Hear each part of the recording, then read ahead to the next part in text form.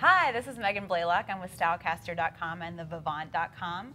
We're here with Tim Gunn and Nespresso to kind of talk about some fun, entertaining tips for the spring and for the summer, as well as talk about, of course, fashion and style.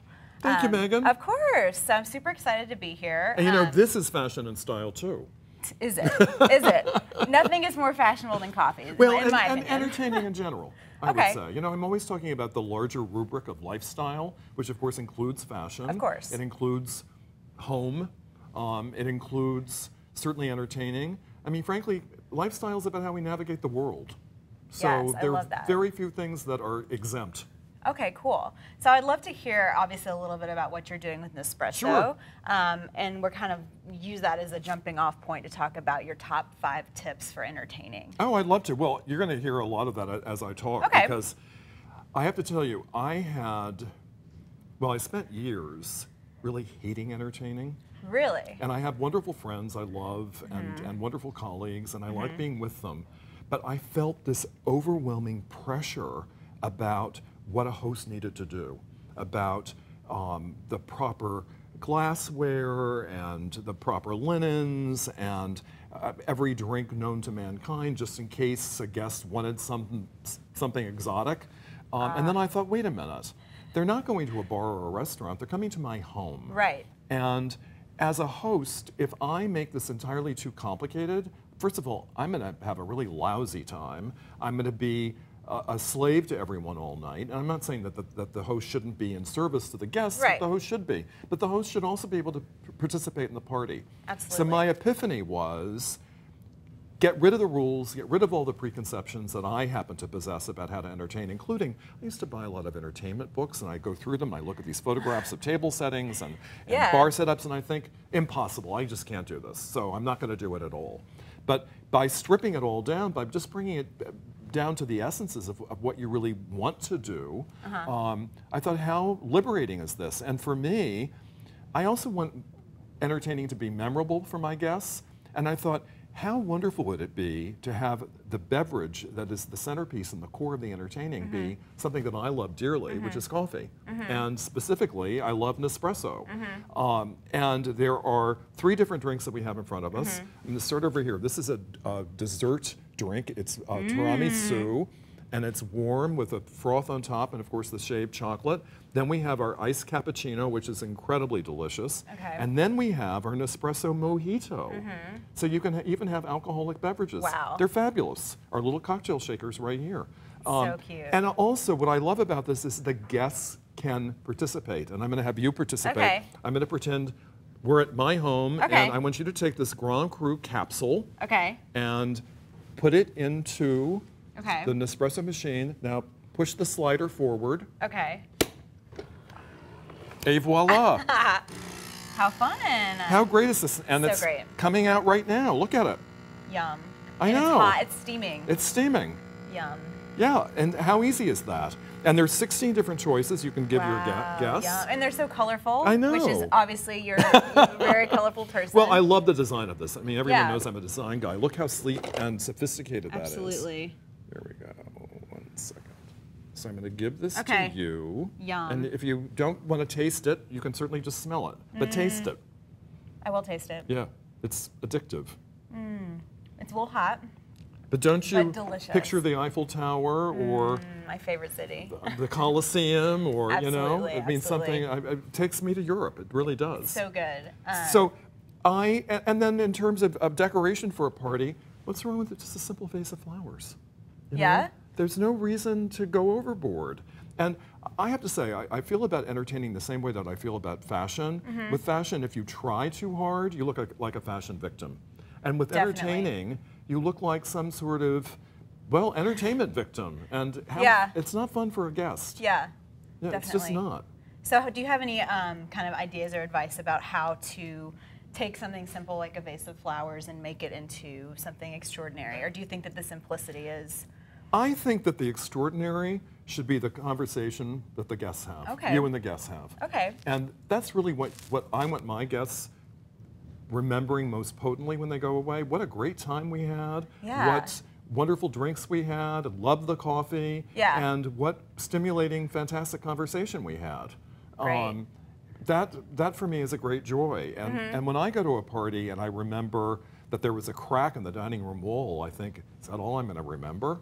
Right. It doesn't say very much, does it? No, it doesn't. Yeah. So in terms of entertaining tips, obviously a delicious beverage. Great company. Great company, simplicity in decoration. And feel that you're really being who you are and that you're resonating your DNA, your core. And on the topic of great company, this may sound a little snobby or snotty, but really only invite people you really want in your home. Absolutely. It's so important. Yeah.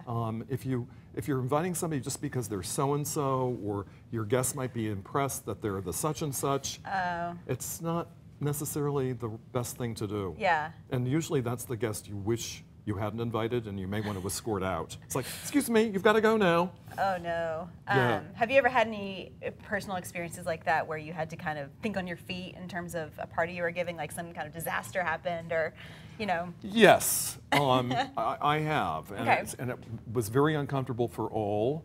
And on the one hand, I believe in taking the high road and in a way rising above it, but when you're a host, you're really responsible for what's going on in your home. And I had to escort someone out. And not just out of my apartment door, down to the lobby and out the front door. Oh, wow. Because I wanted to make certain the person didn't come back. And I have to say, there were some clearly complicated things happening, having to do with something that probably this person didn't do all the time. Okay. I don't even want to know what it was, but it was not pretty. And I was embarrassed. I was embarrassed for her. But you dealt with it in a graceful manner. I hope so. Yeah. and of course, when she was gone, the other guests were relieved and the whole tone and tenor of the party rose. It was great. That's awesome. Yeah. Cool. So I'd like to talk a little bit with you about style and Sure. fashion. So obviously street style is huge right now, taking off, blogs everywhere. What is your personal take on street style? Do you have any thoughts or ideas on it? Do you mind if I return with a question? Absolutely. What are your own thoughts about it? Because I do have mine, but I'd love to hear your point of departure. Okay, well here at Stylecaster, we are kind of a street style blog in the sense we like to empower our readers to create their own fashion with pieces that we find to be very stylish. So I think as long as you have an approach that is mindful and creative and aesthetically pleasing, I'm a big fan. Well, I agree with you 1,000%, and I love what you said about making it your own. Yes. As opposed to being a mannequin for some look you saw on the street. Yes. It's really about how do you make it your own? How do you personalize it? And I say that about really any item of apparel or any accessory for that matter. Okay. And do you have any thoughts on, in terms of street style, how people can make it their own? Well, for me, the response to that would have to be according to each individual, because I don't see it as being formulaic. And if you do, I'd love for you to share it with me. No, but absolutely not. I see it so much having to do with, well, what's that individual's own lifestyle like? Okay. What items in their wardrobe are they pairing this with, or well, you know, how are they, what are they accompanying it with? And it also has to do with the whole head-to-toe look. How do they wear their hair? How do they do their makeup? What are the shoes they would wear with this? Yeah. Because it is the head-to-toe look. Because you want it all to be of a piece. You don't want one thing to stand out and shout at you, unless that, in fact, is the intention. Yes. You know what I mean? Yeah. I mean, I'm looking at you in this gorgeous dress, and I love this necklace. Thank you. And they enhance each other. Right. It's not as though they're in competition with each other. Definitely. Cool. Gotcha.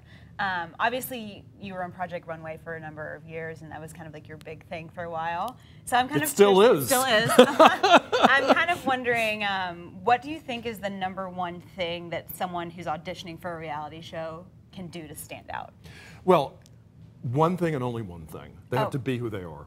Just be who you are. And if you don't stand out, but that's who you are, that's who you are. But if you become a bigger than life character for the audition, and then in real life you're a shrinking violet, how can you sustain the bigger than life character on the show? Exactly. And we're always looking for a mix. If everybody on the show were bigger than life, I'd be in a hospital bed. So we want diversity. We want a mix of personalities and design aesthetics, backgrounds, everything. Okay, so just be yourself. Be who you are because you can sustain it. It's one of the reasons why I say I am so lucky because on Project Runway, I'm really who I am. I mean, I'm that person who was in and out of a classroom for 29 years. Yeah. So it makes it so easy to me. I don't have to get into character. I'm just me. Well, that's amazing. It's lucky. Lucky, very lucky thing. Well, thank you so much for taking time to talk to us today. We're here with Tim Gunn. It's been just an absolute delight and pleasure.